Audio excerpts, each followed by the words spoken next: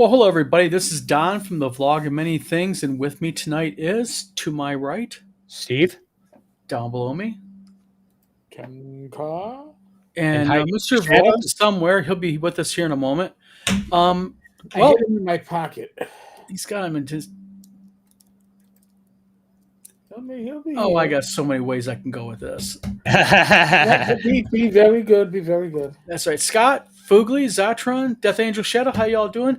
Tonight, we're going to be discussing a lot of stuff. We're probably going to go way off the rails due to current events that are happening all over the place. But tonight, we're going to try to get into a little bit about the difference between OSR gaming and modern gaming, if there are any. We're going to talk a little bit about publishing in general, game publishing, facts about it, shit you see online that people say they're a publisher, but really they're not because they don't know what the hell they're talking about.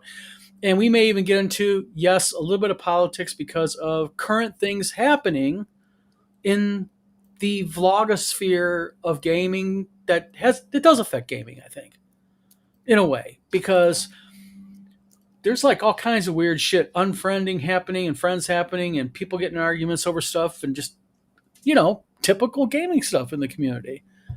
Yep, So, cats and dogs living together, stuff like that. woof woof, meow meow.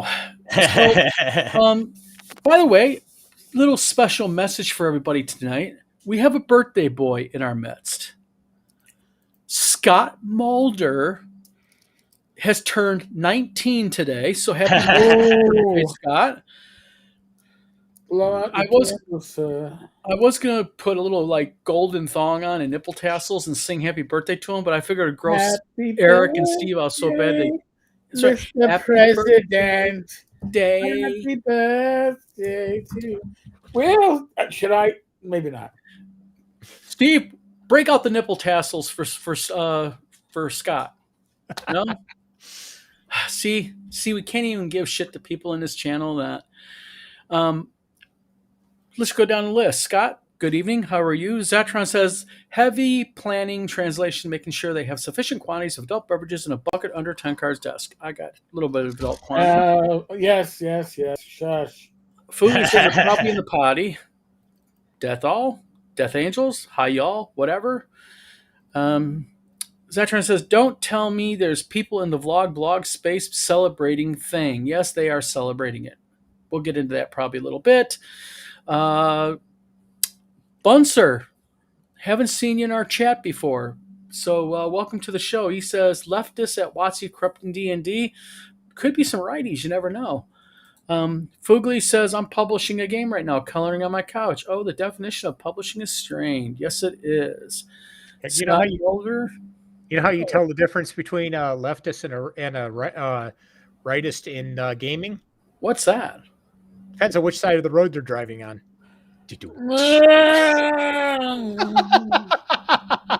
Wah, wah. I gotta get one of those videos tonight. One of those little sound things. That's a dad joke, man. That's a. Oh yeah, absolutely. Well, I'm old enough to qualify for that. So, Death Angel says 19. LOL. We're giving him a break. He's really turning 21, but we're trying to give him a break by a couple of years.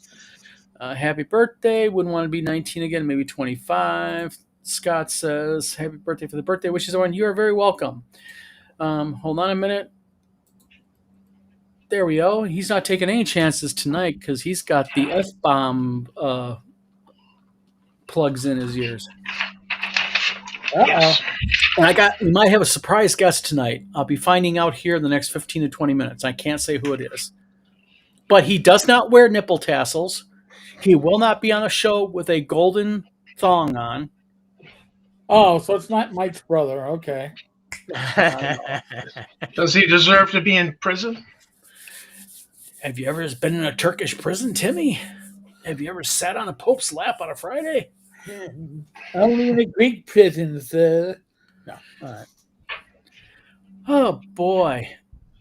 So, Eric, you did a couple of videos. You're doing a kind of a series that interests me. Yeah, I'm doing a series on YouTube. On the OSR, the beginnings of the OSR, how it came out, and I'm going. The next one may be Targa, the Traditional Adventure Role Playing Game Association, or some crap like that. They wanted to herd cats. Okay, let's just say that. It's a herd cat. They're called Targa. They were called Targa. It was an attempt to bring the OSR under one organization. Oh God, this isn't something Lanasa created, is it? No. Actually, it was well intended. It was well intended, but if you are even peripherally attached to the OSR, you know the OSR has many tenets and many standards. That's right. Many standard bearers. Yes. And it take your Venn diagram. Eric, overlapping. I'm 58 years old. I get the difference between standards and standards.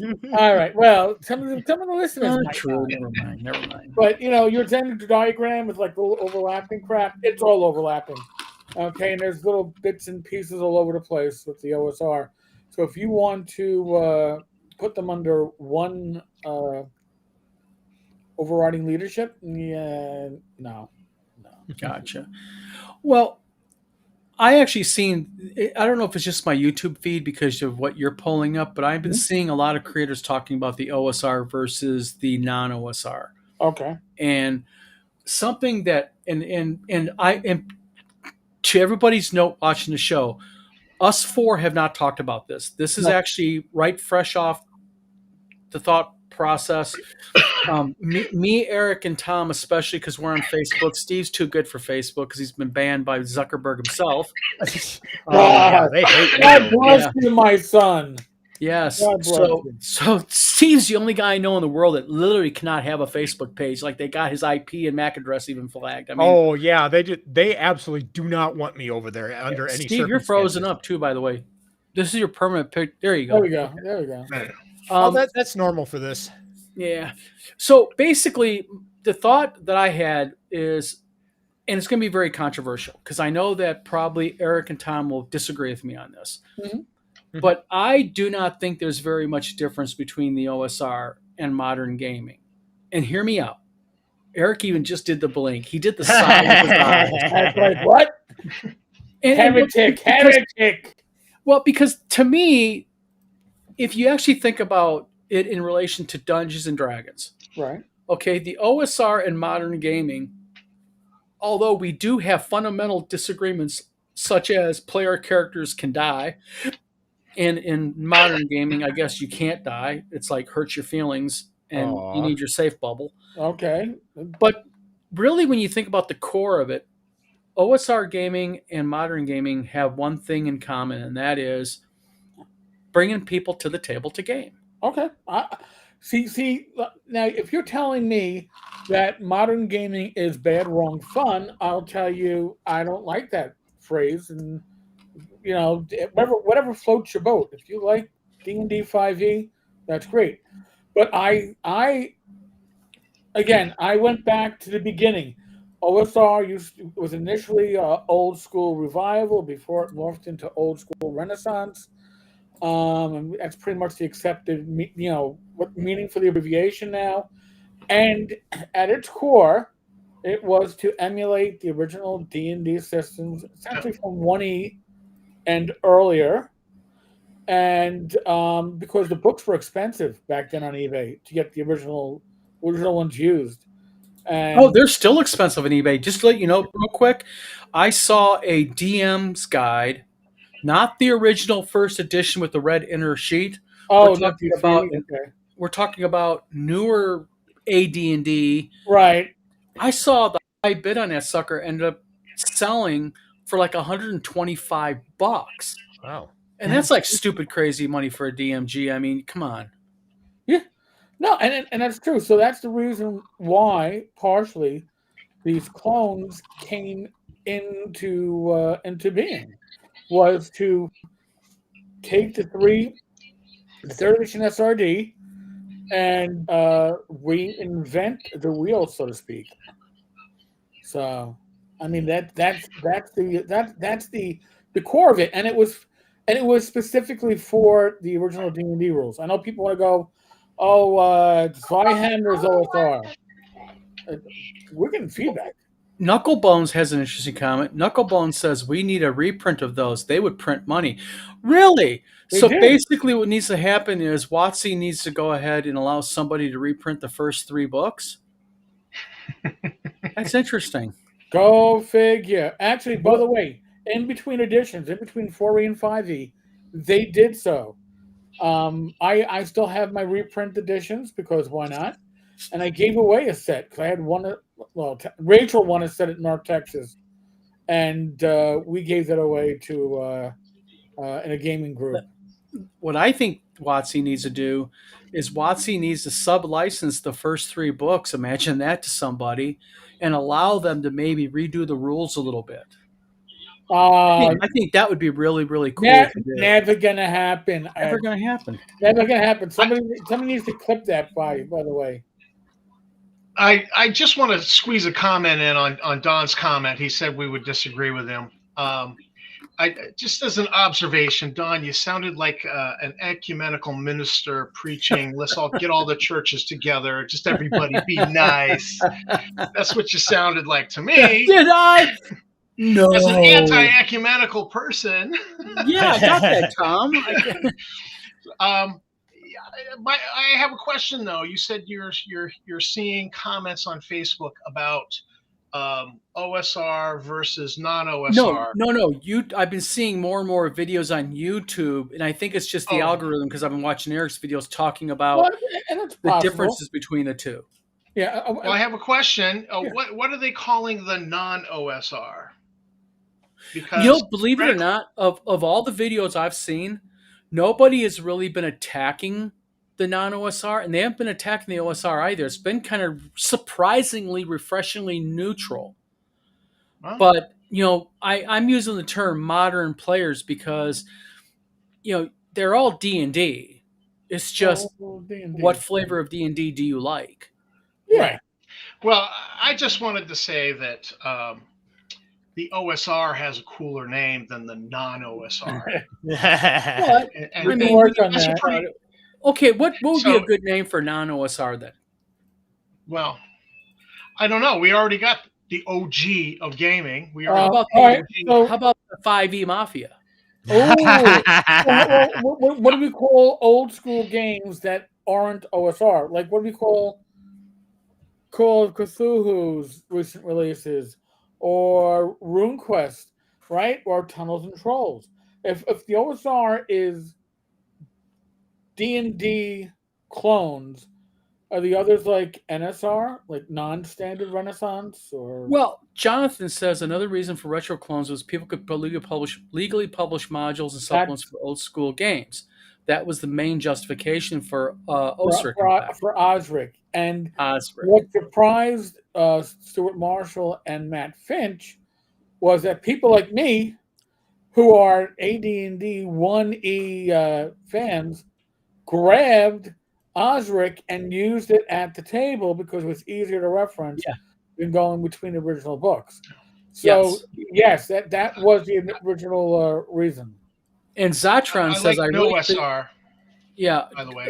Zatron says, I really think overly stringent faithfulness to the original rules is a hindrance in the OSR. For instance, the lack of real skill system makes creating a good superhero game a challenge. Okay, however, I think that's more, and of course, like anything in gaming, it depends on your point of view. Like, I'll give you an example, Tim Kask. Mm-hmm. Tim Kask is not a fan of skill-based systems. And Tim Kask is about as OG as you're going to get when it comes to the OSR. Mm-hmm. But the point being is, I personally love skill-based systems. I just think skill-based systems are such a cool thing, and I know a lot of people don't like them. So I think as far as hindrance, it just depends what you're used to, what you're into, or whatnot. And Steve, you have been frozen up, looking like you ate a cold ice cream cone. Okay, now he's unfrozen. Well, and listen, here's the thing, okay? You can hack whatever you know what the feed is. You can hack whatever you want, and if you want to do something that is skill-based, you're probably better off going with something like Basic Fantasy Roleplay or some other system that's open. Well, the thing is, I don't have a problem with skill-based RPGs and stuff, because the one that we made, that was my classmates and I made, ours was very heavily skill-based. So, and I love that. Yeah, well, Buster real quick says you can get a reprint of DM's Guide for 30. Yeah, that's my whole point, Buster. It was the weird things you see on eBay. Because it's like, I'll give you an example. Ed Lazor has a place called RPG Marketplace. and I'll see things that people put on sale in the RPG marketplace, and I'll see them, and I'll be like, that's a little weirdly priced, and people are bidding on it. Then I'll go to eBay and see it for like $20 less, and I'm like, I ain't saying a word. All right. I ain't gonna. I'm all for capitalism, but the Yeah. thing Well, is, and here's the thing. Right? I'm gonna mention something here about too. Listen, Noble Knight, and Noble Knight's done a lot of good stuff for the community. So don't take this as a slight to Noble Knight, but know your prices. Because when they buy collections that include print on demand. And guess what? They're going to price it like it's collectible. Mm-hmm. And I dared years ago point it out in my blog, and the feedback I got was very mixed. Because some people are like, why are you attacking Noble Knight? I'm like, well, I shouldn't be paying twice the price for something that I can get new and from drive-thru. and you have a duty as an online game vlogger and blogger to point out bullshit when you see it. It would be like if I was trying to sell a DMG guide and it was an obviously counterfeited signature in it. And I said, this is Gary Gygax's signature. And if you come to me privately and say, Don, that's not Gygax's signature. Come on, man. I mean, Gygax, that's clearly not. And I went, tough shit. I'm going to do it anyways. You would have more of a duty to report that and go, listen, I even tried pointing it out to the guy, and he's doubling down on it. Hamlet Bound says the non-OSR should be called the no-SR. Amen. No SR. You know what you want, and it's nothing. Well, No SR. Well, the thing is it fundamentally the OSR and modern gaming are very different. Let's just be honest there. I mean, I'm talking about even in the idea of, like with me, fundamental gameplay. Death is part of the game. I mean, shit happens. I don't know how many characters that I've really liked and come to love get off because of my stupidity or a bad dice roll. And it's just a matter of trying to, navigate that. But modern gaming is more meta power gaming. People do right off the bat hardcore heavy characters. Yeah. There ain't no first level magic users in 5e. I'll tell you that. Not the way they used to be. No, and listen, I can truthfully say I have played in a 5e game. I had a good time. I was in it with Tom. I played Snoopy as 7th level monk. I had 8 pages on my character sheet. I glanced at it and I went with what was on the front and kind of guessed beyond that, because that was really But now I've also run Swords and Wizardry Light for groups that were 5e. And the mindset is a different mindset. And they were good. They once they stuck at the table, I give them the option to leave because it wasn't what they were expecting. But I knew the adventure just did no 5e, and right away I rolled to intimidate. No. Tell me how you're intimidating. Yeah. I detect lie. If you think he's lying, because this is what they're used to. Yep. Okay. The difference is player skill versus character skills. Well, okay, I think that's the big crossover. Yeah. Well, St. Cuthbert, welcome back to the show. It's been a while, my friend. He says, Don, you're correct. The original DMG, PHB, and Monster Manual without writing and in very good shape are pushing $100. They are become rare as time goes by. And St. Cuthbert's right, because the fact that especially unmarked stuff. Michael Stengel, colored in. Yeah. Says, have you seen the videos about the so-called 6 cultures of play based on the April 21 blog post by Retired Adventurer? No, I have not. Anybody familiar with that, guys? I have not. Fukui says, the difference I see between old and new is the difference between role-playing and role-playing. And that's kind of a good point. Tim talks a lot about, for anybody who has the pleasure of really sitting down and talking to him about core gaming, he really gets into theater of the mind and how that's a lost part of gaming now. the actual playing of the character, role playing. I think a lot of that is just people are so used to regular PC and console gaming that they've lost that concept of theater of the mind, that because they expect everything to be laid out in front of them and they just Yes, do the good thing. point. Death Angel Shadow says, technically, can you order the first 3 books from drive-through as PO? Death Angel Shadow, you can 100%. But to me, I actually have the first 3 copies, and the reason why is those are my playbooks, the ones I break out at the table. Those are POD from drive-through RPG. But to me, there's a collectability and nostalgia aspect of having the Orange Spine. It's just I have before the Orange Spine. My books are before the Orange Spine. Orange Spine, that's for latecomers. Yeah, I have the books that just wear off right there. Exactly. Yeah. Mario Evil DM says, I think the younglings love the new modern 2024 6E. They do not like to have to win. They just love pure gonzo fantasy, not based in verisimilitude. And for me, it's not just for me. Well, it's all part of what's that, Tom? Well, I was just going to say that this modern thing of for 5e where you have these builds, these optimized builds, that's really about winning. That's not about it's power gaming. It's power gaming. You gotta make this choice and this choice and this choice to optimize this character for the most maximum, ability with the bow or whatever it is you're trying to go for. And to me, that's just power gaming. And I don't mind a flawed character. I don't mind. I think back to those times where we were like, we're gonna roll 3d6, write them down in order. What you get's what you get, and you make the best character you can from that. And we still had fun.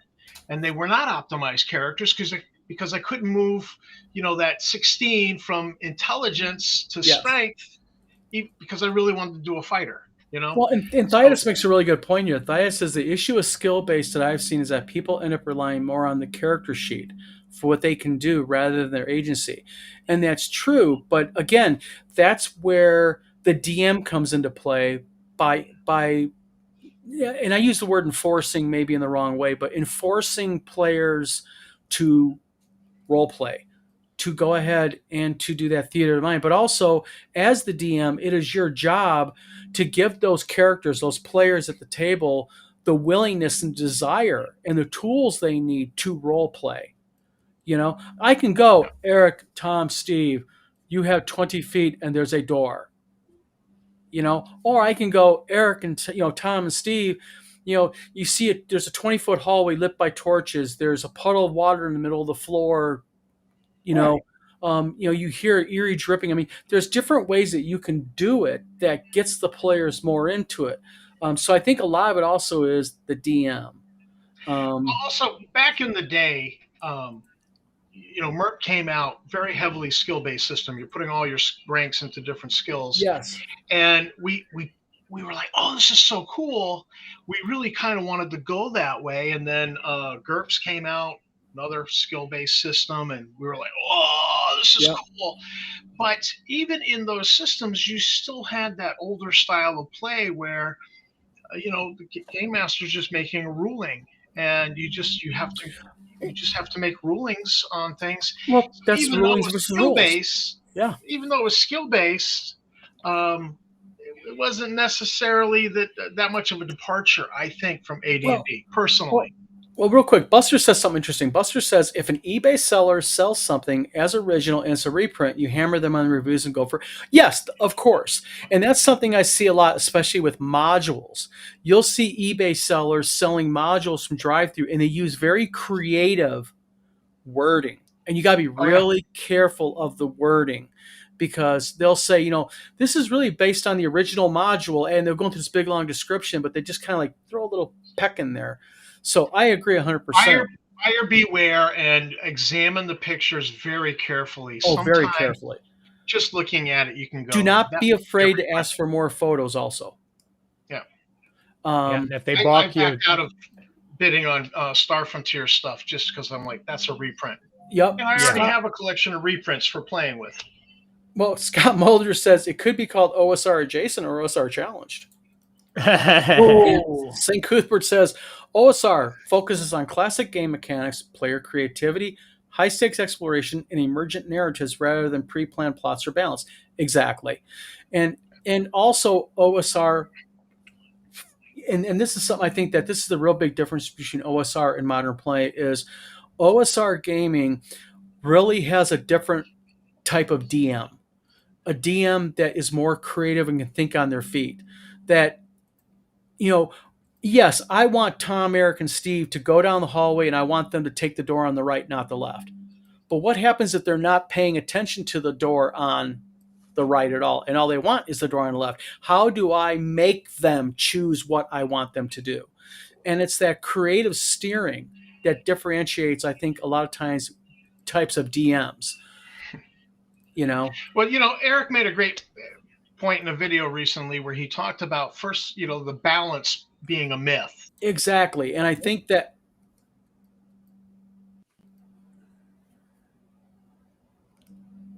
is Tom gone or is that just for me?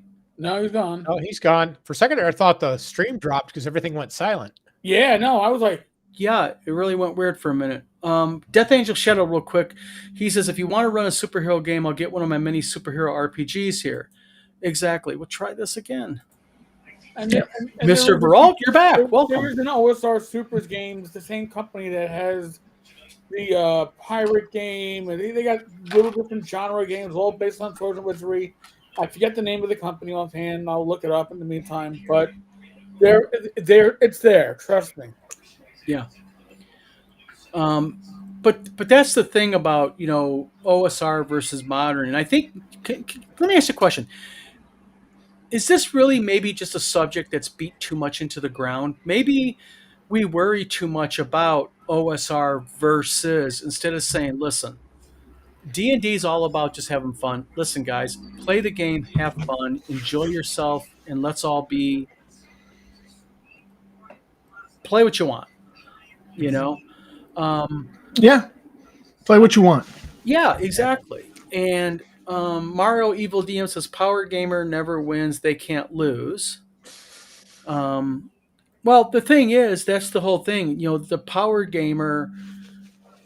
I don't see what the thrill of it is because I'll be honest with you. I've said this before.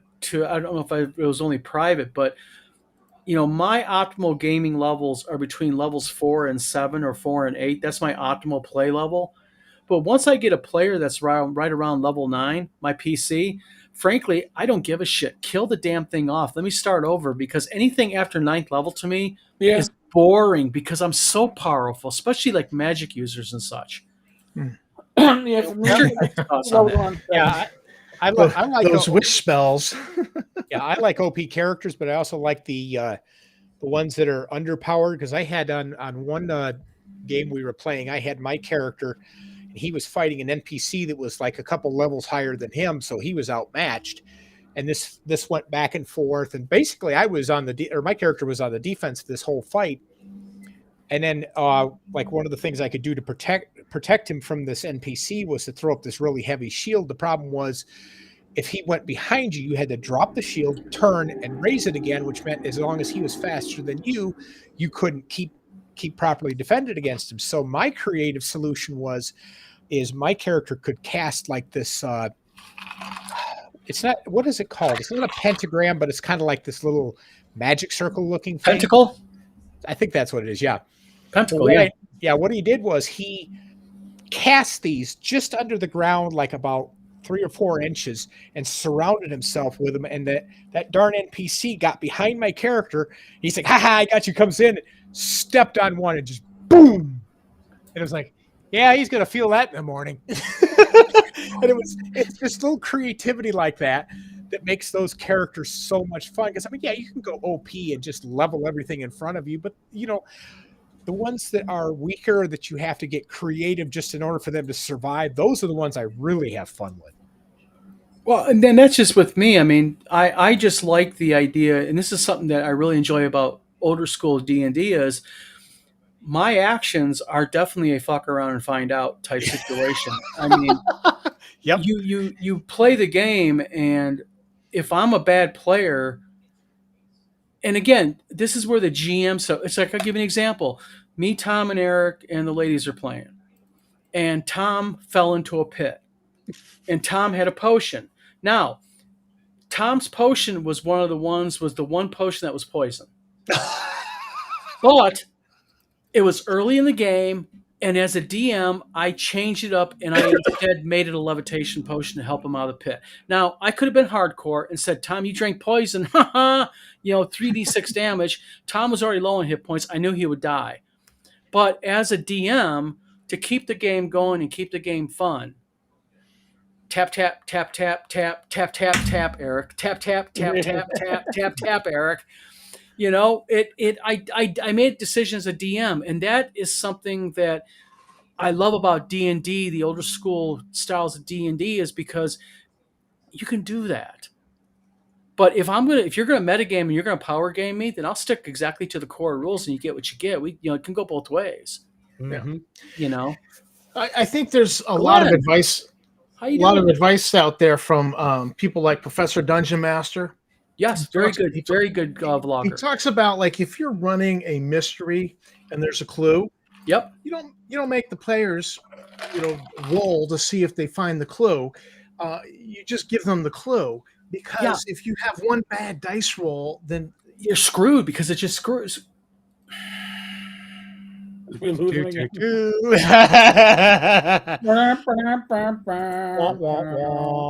Keep the button close. Yeah, well, let me check my internet speed. Death Angel Shadow says, power gamers don't understand that you win by having fun. Exactly. Bingo right there. You can't beat D&D. No, you don't. Knucklebone says, okay, but how do you kill dragons unless you're high level? Well, that's just the whole point. You have to know when to fight and when to get the hell away from something. Mm-hmm. It's called, we talk about player agency. We talk about, common sense decisions. Just because it's there doesn't mean that you should be able to kill it.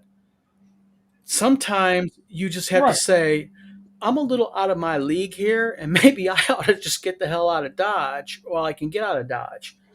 Mm-hmm. Diana says, Don, subgenres matter, though. Each subgenre comes with its own expectations. OSR and FIA have very different expectations. I don't think it's beaten to death as a subject. It's a defining feature.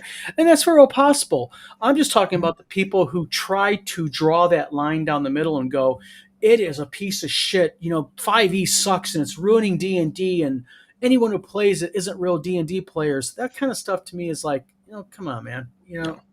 No. But well, the future of the hobby is the middle schoolers in the middle school who are playing D&D now. That's the future of the hobby. They're playing 5e. That's a huge part of the hobby, because they're the ones who are the future gamers that play the.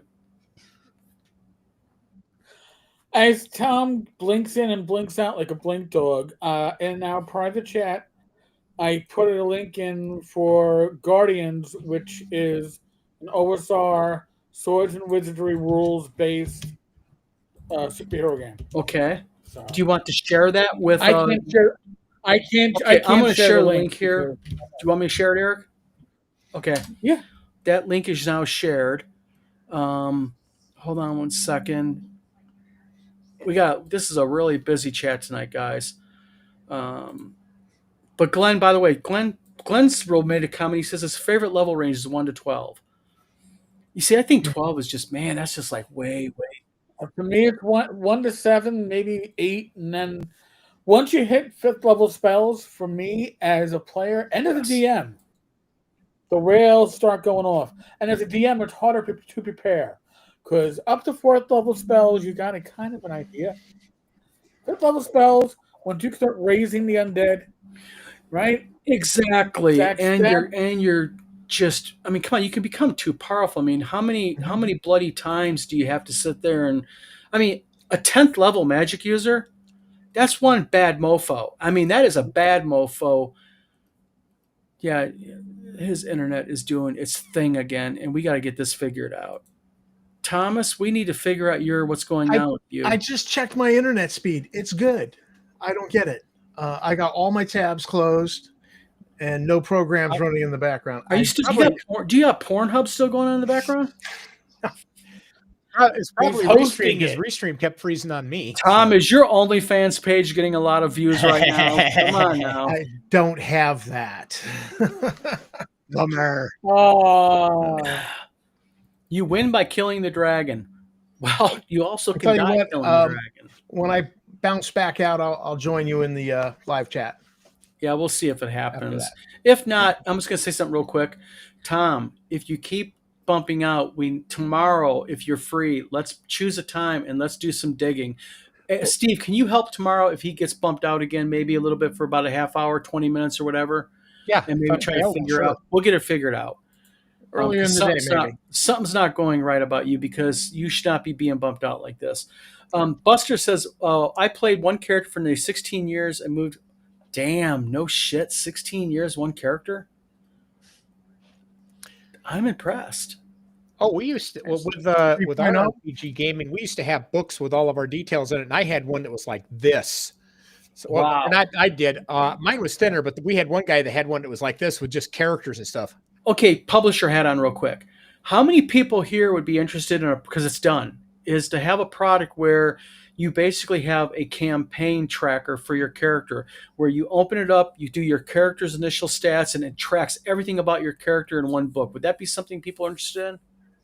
Yeah, I mean, that's what we did with ours.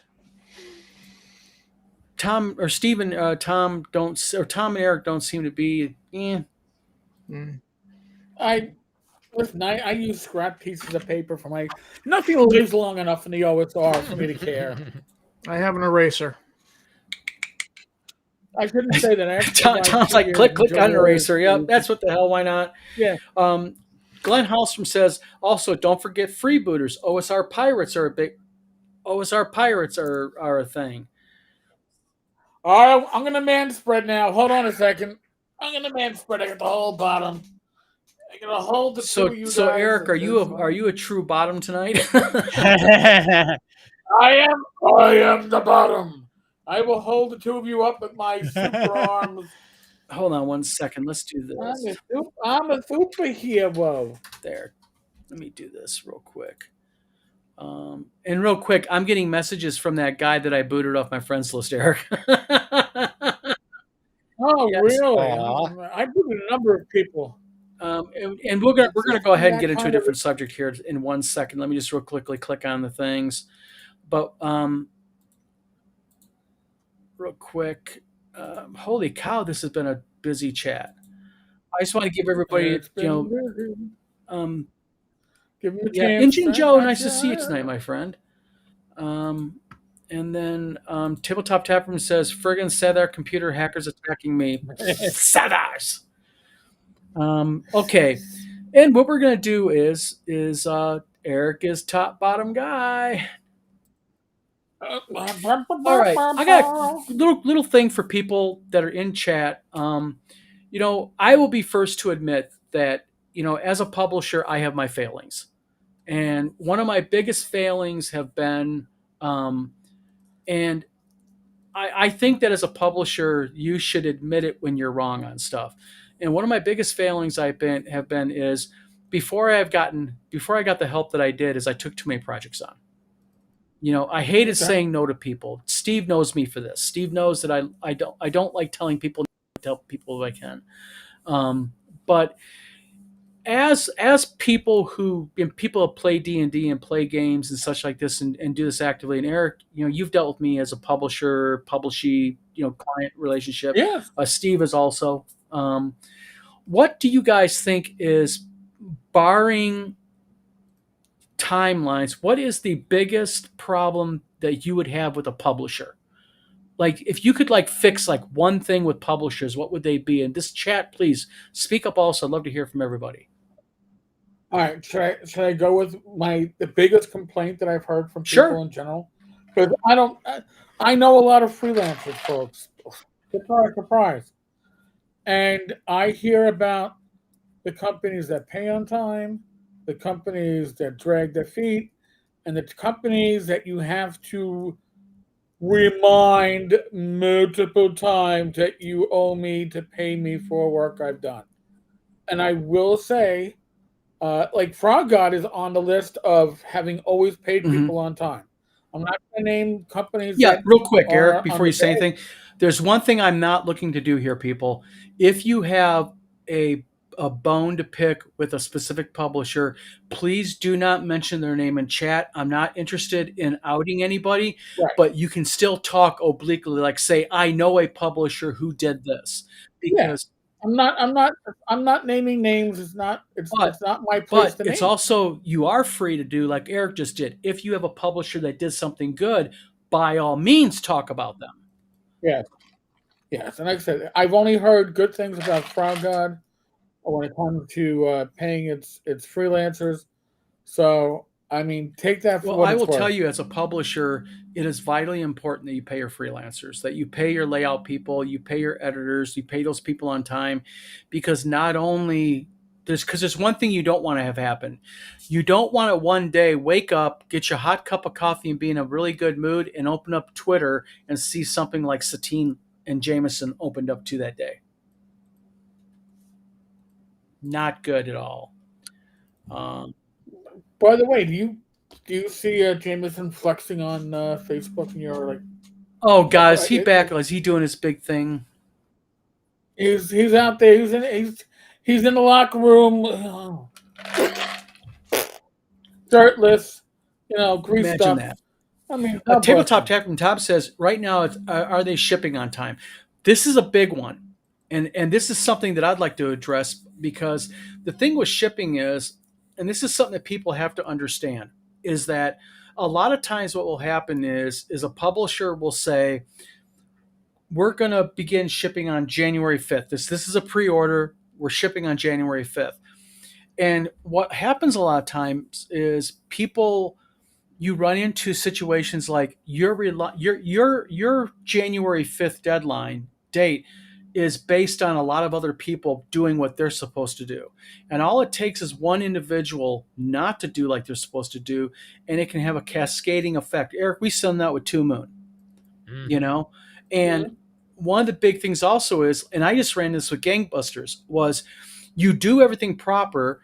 U.S. Postal Service comes, they pick up a lot of orders, and for some reason, 8 to 10 books don't get scanned in, and they go poof into the Ethera. And as the customer goes, well, I don't give a shit. I want my game. But as the publisher, you have to do your due diligence. And due diligence is, I have to give this time, because were they taken? Am I going to open up a claim to the Postal Service? Am I waiting on something? Do I got to wait to see if they come out? So shipping is a really, really weird one that so many things can affect it. Buster says, I'd say publishers that just abandon games or that seem for months with no info. Updating on games is important. That's exactly true. Nope, just slightly more than 20. I don't know what that's for. Do your computer need? Oh, never mind. You're talking about Evil DM's talking about Tom, about his game, about his connection. Zatron says, my biggest problem with publishers is, as a customer, is an inability to keep their mouth shut about politics. Yeah. This is the 100 XP bonus comment of the night. I have a rule: keep my politics off my page. My clients, if you're going to knock Donald Trump, remember, 50% of your customers vote for him. If you're going to knock Biden, 50% of your customers vote for him. Keep the bloody politics off your page. Come on now. I mean, bad stuff happens when you do that. Yeah. I mean, and listen, it's tempting. I'm going to say it's tempting. And then people are going to go, but my free speech. You got the speech. You have all the free speech you want, but it doesn't mean that you're not going to get repercussions for it. And if you want to be viable in this industry, you got to appeal to the largest swath of your potential customer base. And you don't want to go around pissing off half or more than half. I mean, and I know it's tempting. Believe me, there have been times when I've been like, I'm going to burn the tavern down, and then wiser minds, either my own or Rachel, go, why don't you sleep on it before you wake up and you go, all right, you know what, that would have been really stupid. But it seems good at the time because you're emotional. Yeah. Don't be emotional. Let that meditation Zen moment take you away, because really, if you want to be viable, if this isn't more than just you putting out a few words and giving it away for free. If you want to be viable, you want to make make a car payment for this work. Mhm. Yeah. Shut your mouth. Yeah. Politics are volatile no matter who you are, no matter what you do. Politics is probably the single most volatile subject that you can go ahead and touch. And it is something, if people go to any of my business pages, they'll notice something. I stay away from them. You see no politics on Wizard Tower Games, Wizard Tower Publishing. Zero.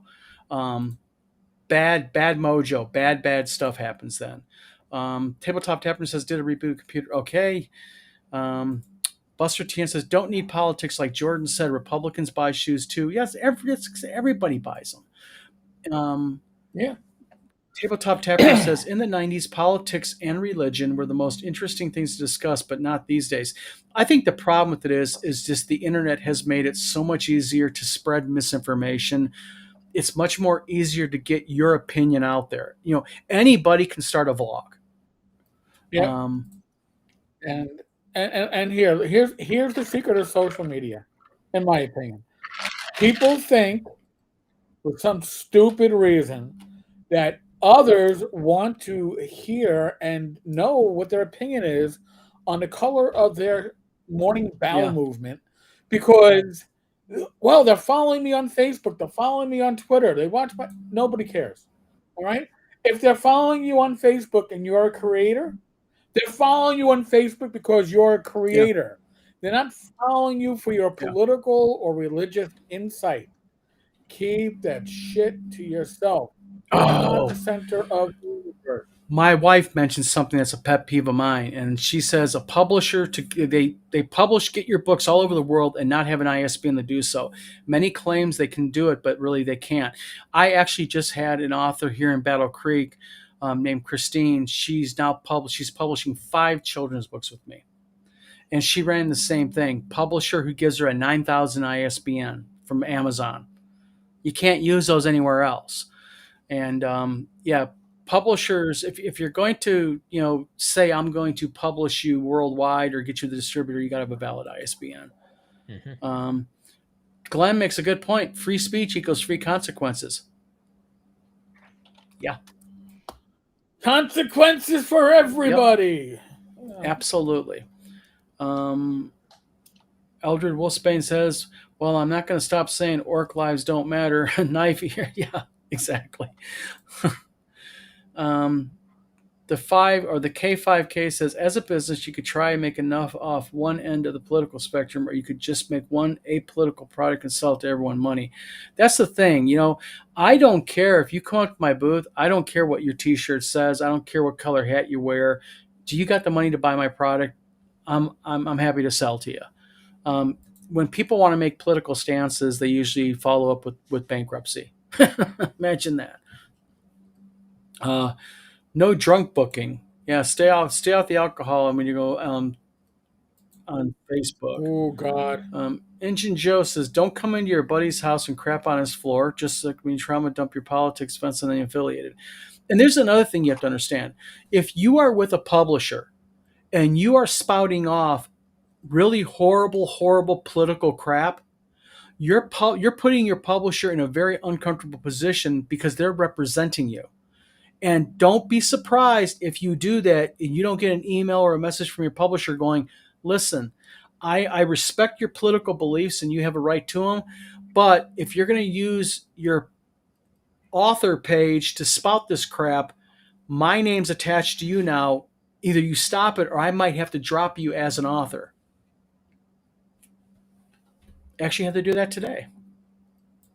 I didn't have to drop them, but I had to put that talk out. Absolutely, it costs you a lot of money over time. Mario says tabletop down could be okay. Never mind, that's his internet stuff. Tabletop Tapper says had to block a fellow Star Frontiers fan and collaborator who came on my personal page and joined into a political discussion with my godfather, and it was ugly to block him after that. It's an uncomfortable thing to do. And real friends will make a private message to their friend and go, "Hey, buddy, Don, you need to take that comment down. That was uncalled for." Real friends will call you on your bullshit. They're not your enemy when they do that. No. They're a real friend when they call you on your bullshit. Because honestly, when you put up stuff that is, you're doing it because you're emotional at the time. Yeah. Right? You're doing it because it pushed a button. I've had my button pushed, and I've been at that keyboard. But I've learned over the years, because I've been doing this long enough, that if I think I'm making a really smart comment to get back at somebody, then I better step back because and leave it for a bit before I publish it. Because I got to make sure I'm not seeing it through those red colored eyes of I'm pissed, as opposed to is this really worth what it's going to do? Because we're all human. We're all prone to emotions. We're all prone. We're not Vulcans. We're not Spock. Okay, we are maybe live long and prosper. Well, it's kind of funny because we're getting ready to put out demerit badges as one of our products. So like going to be little like Scoutmasters merit badges. We're going to have demerit badges. And just real quickly, I'm going to show guys something. This is actually one of them that we're going to do, and that is this keyboard warrior, and also PhD in Google. But that's the thing. I mean, it's just a lot. Too many people guarantee they're not going to say that to you to your face. Right. Yeah, they don't want to get punched out. Well, and that's the other thing too. If you're saying something you wouldn't have the balls to say sober in a bar person. To a person to their face, you probably shouldn't be saying it on the internet. Yep. Internet muscles are real. Well, they're not real in that people actually have muscles, but the concept of having internet muscles is a real concept. Yeah. A lot of people have multiple pages. I don't see how people do it. I have hard enough time keeping up with my business pages and my own personal page. I don't see how people can do the whole multi alts and all that. But change my phone, loose wire. Tabletop Tapper says DC Comics just canceled a comic of a trans writer for controversy they stirred up over Kirk assassination, and that's another thing. There's been a lot of people very sad about the Kirk murder and very happy about it. And my only response to that, like I've told many people today, is, look, in the United States, if you're a true American, then you should have the right to express your politics. I may not like your politics. I may not like your political stances, but you have a right to say them, and you should have a right to say them in a way that doesn't get you a 30-06 bullet in the neck over. Political assassinations, that's shit that's supposed to happen in Russia and China and such. That's not that's when that happens in the United States, you're not being a hero by doing it. You're a freaking assassin murderer, and you're about as anti-American as it gets. Yeah, it's like, if you disagree with me, I have no problem with that. I'll sit there and talk to you about it all day long, maybe argue it a little bit, but once bullets start flying because you're not winning the argument, no, that's just that just stops right there. And Tom makes a good point here. He says the good wife calls me on my bullshit all the time, but I told God I wanted a wife as smart as me to push back on my bullshit. Be careful what you wish for. The thing is this: it's like my wife. My wife is my biggest cheerleader, but my wife can also be my biggest taskmaster. And she has no problem reining me in when I need it. And that's part of what I love about her, is because she has that respect for me to not only support me when I need it, but also to say, hey, not good. And that's the whole thing about friends too. I mean, real friends will tell you, hey, bad idea, what you just said, don't post or don't text, post, email angry. Eric has actually given me that advice over the Lanasa bullshit a year ago or whatnot. Walk away from it, Don. Yeah. And he's right. Walk away from it, take a deep breath, and come back to it. Look at it with eyes that aren't seeing red. Okay, that's just my biggest advice. And believe you me, 20 years as a cop, you actually learn to, if not literally, figuratively, walk away from a situation in your head so Yep. you don't do something that you will regret in the moment. Yep. Yep. Perception is reality. That's a really good saying. There is an author, a female author, that talks about that, and it's how people perceive you initially is their reality of you. That's why first impressions matter. Mm-hmm. Yeah. So, but so I don't have Facebook, TikTok, any of that. Just here, Buster, Tennessee. I love TikTok. I just do. One of the most cleanest algorithms, most cleanest ways that they track how and what you like that I've ever seen in a social media platform. Really? Yeah, oh, it is. It's so it's really cool. You can post using hashtags only. You don't got to put a description in it, and that really just starts pointing you in really cool directions. I love TikTok. Engine Joseph, maybe you don't have a right to an opinion. You have the right to an informed opinion. If that opinion is rationally expressed in a civil manner, yeah, be civil. And I admit, I'll call myself my own bullshit. I lost my temper today, and I'll just tell you something real quick. I lost my temper today. I said something I really shouldn't have. Eric messaged me and said, "Don, hey, you might want to relook at that. Take that off. That was uncalled for." And he was right. I was just mad over it, and I let my red eye get ahead of me and make that post. But the man down below me, as a true friend, called me out on it, and I didn't get mad at Eric. I was like, "Fuck you! No. Why did you sit there and say that about me?" I knew that if he's going to do that to me, he's doing it because he cares, and that's what real friends do. Eric, it is 9 o'clock. Don't you have the speakeasy, sir? I do have a speakeasy to go. Oh my God, there's already 2 people in it. Holy crap. Okay. Yeah, Well, dinner Eric, will be thank late. you very much tonight for being here. Thank We you got for having me. busy chats, so you try to have a good night. Eric I, will be leaving us right now. I'll be leaving these two gentlemen. We'll keep Gentlemen. well, Are you sure on the gentleman part? listen, maybe I'm assuming pronouns. I don't know. I'm just going to leave it alone. All Eric, right. thank you tonight. Have a good night. Thank Mario Evil DM says, Tabletop Taproom, I am pretty sure your extenders cousins. Oh, he's talking about that. Zatron says, I don't agree with what they say, but I'll defend it to the death the right to say it. Exactly. Gee, and I got a wife as smart ass as me. Yeah. Orcs know baconness, while elves are the violent dancing fae party. Fugly says you can post anger all you want if it make it a private post only readable by you. Yeah, exactly. And my wife has a degree in sass, but my degree is assholey. Death Angel Shadow says I've been saying that for decades. That's the first time I've heard anyone still say that Tina Samora. Yes. I scored a home run in the wife department. Elder Wilson says perception is reality, even if it's not. Learn that in the industrial world, so many have failed perception roles. Yes, they have. Helicopters. Everyone most think them stink. Yes, they do. Big first step. Glenn, and then Mario Uden says its call for definition is the USA star. This one, and then John Denver's rap album is really violent, and full of profanity. Yeah, right. But no, I just think that in general, I just think that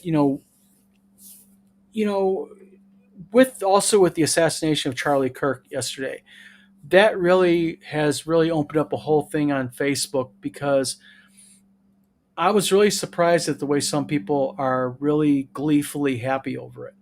And I get who the guy is. He made a living off of being inflammatory. I get it, but also, you know, I just feel sorry for his family. His wife and his kids. Whose husband and dad, died because, and everyone loves free speech unless it's speech they don't like. Mm-hmm. And I don't mind you saying that, you don't believe that this is a good thing, or you have a stance politically or socially. But being killed over it is just, I mean, you shouldn't celebrate stuff like that. That's not cool to me. And there's a lot of people politically that I do not agree with. There's a lot of people that I do not agree with their social stances, but they have a right to have them. I have a right not to agree with them. I have a right to disagree with them. But you know, you know, it's like me, Steve, Eric, and Tom. We all don't agree on everything political and everything social, but we all get along. Steve, don't go to sleep right now. We still have to show. Boring. So, No. but it's after 9 o'clock, guys. We can let everybody go. It's past 9 o'clock. Steve's getting ready to fall asleep. Eric's on his thing, and Tom's internet is messing up. So, everybody, thank you for tuning in tonight. We are going to be back next week with Joe Block, the Greyhawk Grognard. We are going to be having him on the channel, which is really cool. Joe's going to be coming on here to discuss a new release he has and some other cool stuff. So we'll be definitely doing some pre-advertising on that. So you'll definitely want to be in the chat to be asking Mr. Block questions. If you got Greyhawk questions or OSR questions, that's the man you want to talk to because he is very well in-depth, knowledgeable of it. So everybody, thanks for tuning in tonight. I am Don, and below me is Steve. And we will go ahead and talk to everybody later. And have fun. Roll those dice.